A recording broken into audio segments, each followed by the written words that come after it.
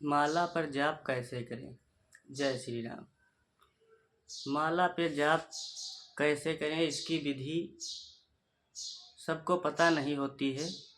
मैं आपको बताऊंगा कि माला पर जाप कैसे करना चाहिए, क्योंकि माला जाप के कुछ नियम होते हैं। तो माला जाप करने के लिए सर्वप्रथम तो आपके पास एक माला, इस तरह से आपके पास एक माला होनी चाहिए और एक गौमुखी होना चाहिए। गौमुखी अनेक प्रकार की आती हैं, तो आपके पास इस तरह से एक गौमुखी होना चाहिए, क्योंकि माला जाप हमेशा गौमुखी में किया जाता है। माला का जाप खुले में नहीं किया जाता है। और माला जाप का नियम ये भी है कि ज़मीन पर बैठ कर के माला जाप नहीं किया जाता है। उसके लिए आपके पास एक आसन होना चाहिए। माला जाप करने के लिए एक शुद्ध आसन, और नियम ये भी है कि शुद्ध होकर के स्नान करके ही माला जाप किया जाना चाहिए। चाहे सुबह की टाइम माला जाप किया जाए या संध्या काल में माला जाप किया जाए, शुद्ध होकर के स्नान आदि करके ही माला जाप किया जाना चाहिए। और माला जाप करने के लिए एक जलपात्र और एक आचमनी भी आपके पास होना चाहिए। और ये सारी व्यवस्थाएं लेकर के बैठ कर के आसन पर जाप किया जाता है। तो माला जाप का विधान क्या है, विधि जानिए आप लोग।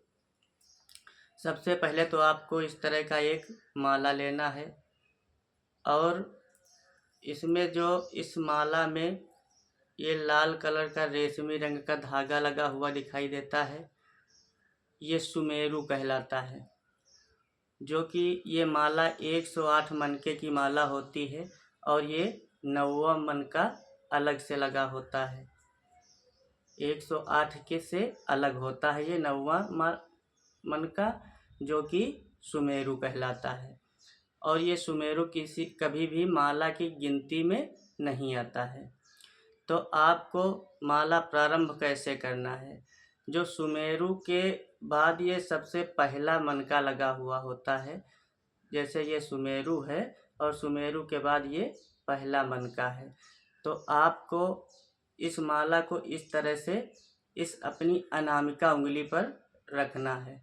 अनामिका उंगली पर रखने के बाद इस उंगली को अलग रखना है, क्योंकि ये उंगली अगर माला में लग जाती है, टच हो जाती है, तो वो माला आपका अशुद्ध हो जाता है, यानी वो माला फिर गिनती में नहीं आता है। अगर मान लीजिए आपकी ये उंगली माला में लग जाए, तो आपको इस सुमेरु को अपने नेत्रों से स्पर्श करा करके उसके बाद पुनः माला प्रारंभ करना चाहिए, नहीं तो वो गिनती में नहीं आता है। और आपको इस अनामिका उंगली पर ये माला रखने के बाद ये अंगूठा और ये मध्यमा उंगली और ये 2 उंगलियां अलग होनी चाहिए। मध्यमा और अंगूठा और अनामिका 3 उंगलियों के माध्यम से माला का जप किया जाता है। इस अनामिका उंगली पर माला रखने के बाद सुमेरु के बाद प्रथम मनके से माला का जप प्रारंभ किया जाता है। किसी भी मंत्र का आप जाप कर रहे हैं, चाहे ओम नमः शिवाय का हो या फिर ओम नमो भगवते वासुदेवाय का जाप कर रहे हैं, या जो भी आपका मंत्र है उस मंत्र का जाप माला पर करते हैं, तो जैसे पहले एक मनका है, इस पहले मनके से प्रारंभ करेंगे। इस तरह से बीच वाले उंगली और अंगूठे के माध्यम से इसको बढ़ाया जाता है। जब आप मान लीजिए ओम नमः शिवाय का जप कर रहे हैं, तो इस प्रकार से पहले मनके को बढ़ाएंगे, ओम नमः शिवाय, ओम नमः शिवाय, ओम नमः शिवाय। जब एक बार मंत्र बोलें तो एक मनके को आपको बढ़ाना है, और इस तरह से बढ़ाते बढ़ाते जब आपकी माला पूर्ण हो जाए, एक माला यानी 108 मंत्र आपके पूर्ण हो जाएं, जब आप यहाँ पर आ जाएंगे तब आपकी एक माला पूर्ण हो जाएगी। और उसके बाद मान लीजिए आपको एक ही माला करनी है तब तो कोई बात नहीं। अगर आपको और माला करनी है, 2-3 माला या 5 माला करना है, तो आपको इस सुमेरु को लांघना नहीं है। क्योंकि अगर सुमेरु को हम ऐसे ही लांघ जाते हैं तो सुमेरु का अपमान होता है। इससे जप करने का फल हमको प्राप्त नहीं होता है, क्योंकि ये सुमेरु का अपमान है। इसलिए जब एक माला पूर्ण हो जाए तो हमको इस तरह से इस माला को घुमा लेना है। इस तरह से घुमा करके, और सुमेरु को लांघना नहीं है, पुनः माला घुमा करके आपको जप इस तरह से प्रारंभ कर देना है। इस तरह से माला चलनी चाहिए। फिर जब आपकी इस तरह से दूसरी माला पूर्ण हो जाए और फिर सुमेरु के पास जब आप पहुंच जाएं तो इस तरह से आपकी 2 माला पूर्ण हो गई। उसके बाद फिर आपको आगे जप करना है तो इसी सुमेरु के पास से इसको इस तरह से घुमा लेना है और घुमा करके पुनः आपको जप प्रारंभ कर देना है। इस तरह से आपका जप प्रारंभ हो जाएगा। उसके बाद आपका जो ये माला है, ये माला हमेशा नाभि के ऊपर रहना चाहिए। अगर ये नाभि के नीचे किसी अंग में स्पर्श हो जाता है तो वो आपका जप अधूरा रह जाता है। अगर मान लीजिए किसी अंग में नाभि के नीचे माला छू जाए तो आपको इस माला को अपने नेत्रों से लगा करके, अपने नेत्रों से स्पर्श करा करके पुनः माला प्रारंभ करना चाहिए। तभी आपको माला जाप करने का फल पूर्ण प्राप्त होगा। और एक नियम जान लीजिए कि अगर आप जप कर रहे हैं और मान लीजिए आपने आधा माला जाप कर लिया और उसके बाद कभी कभी माला हाथ से छूट जाती है। मान लीजिए इस तरह से माला आपकी छूट गई हाथ से, अगर इस तरह से माला छूट जाए, गिर जाए, तो आपको माला ये पुनः प्रारंभ करना चाहिए। फिर इसको उठा करके और अपने दोनों नेत्रों से स्पर्श करा करके पुनः माला को प्रारंभ कर देना चाहिए। तभी, नहीं तो वो माला आपकी गिनती में नहीं आएगी। इस प्रकार से आपको माला का जाप करना है। और एक बात, आप जब जप कर रहे होते हैं तो आपका एक हाथ फ्री रहता है। तो जब ये हाथ फ्री रहता है तो आपको किसी भी अंग का स्पर्श नहीं करना चाहिए, क्योंकि अगर आप इस हाथ से कहीं पैर में या कहीं सिर में स्पर्श करते हैं तब भी ये माला पूर्ण नहीं मानी जाती है। इसलिए एक आसन पर बैठ करके तभी माला का जाप करना चाहिए। और माला जाप करने से पहले आपको स्नान करके, शुद्ध होकर के, चंदन टीका लगा करके और सत्कर्म करके ही पूजन करना चाहिए। शिखा बंधन आदि भी करके तब पूजन करना चाहिए, माला जाप करना चाहिए। और माला हमेशा एकांत में करना चाहिए।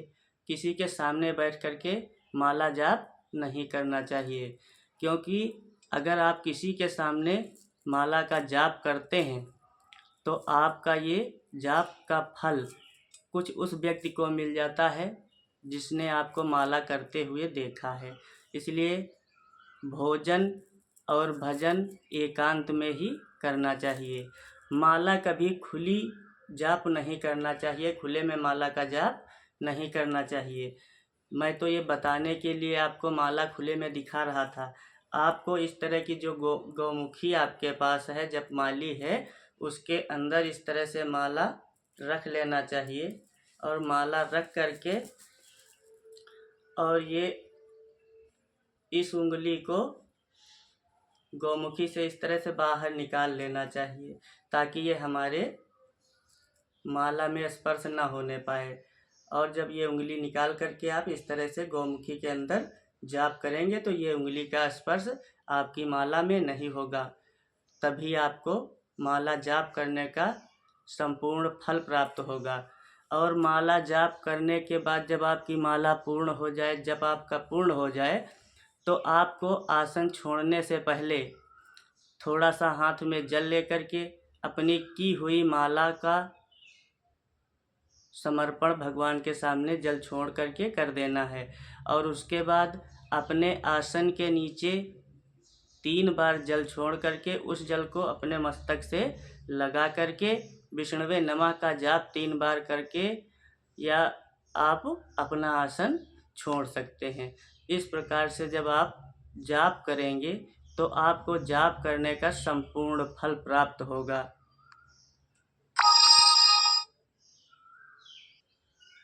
और अगर मान लीजिए आपके पास पहले से माला है, उस पर जब जाप करते हैं तब तो कोई बात नहीं। अगर आप नई माला से जाप करना चाहते हैं तो पहले उसकी प्रतिष्ठा की जानी चाहिए। प्रतिष्ठा करके पूजन करके माला की, उसके बाद ही उस माला पर जप किया जाता है। और अपनी माला, अपनी जपमाली और अपना आसन किसी और व्यक्ति को नहीं देना चाहिए। अपनी आसनी पर अपने माला से अपनी जपमाली में स्वयं को जप करना चाहिए, क्योंकि जब हम अपनी माला से जप करते हैं इसमें जो ऊर्जा उत्पन्न होती है, इसमें जो शक्तियाँ उत्पन्न होती हैं, अगर आप किसी और को देते हैं तो वो शक्तियाँ, वो ऊर्जा उस व्यक्ति को प्राप्त होने लगती हैं। इसलिए अपना आसन और अपना माला जाप करने के लिए अलग होना चाहिए। और अगर आपकी नई माला है तो पहले उसको प्राण प्रतिष्ठा करके पूजन करके तब ही माला जाप प्रारंभ करना चाहिए। माला जाप प्रारंभ करने से पहले माला को स्नान और उसको प्रणाम करके उसके बाद ही माला पर जाप किया जाना चाहिए। आपको अगर ये जानकारी अच्छी लगी हो तो हमारे इस वीडियो को लाइक और शेयर ज़रूर करें। जय माता दी, जय श्री राम।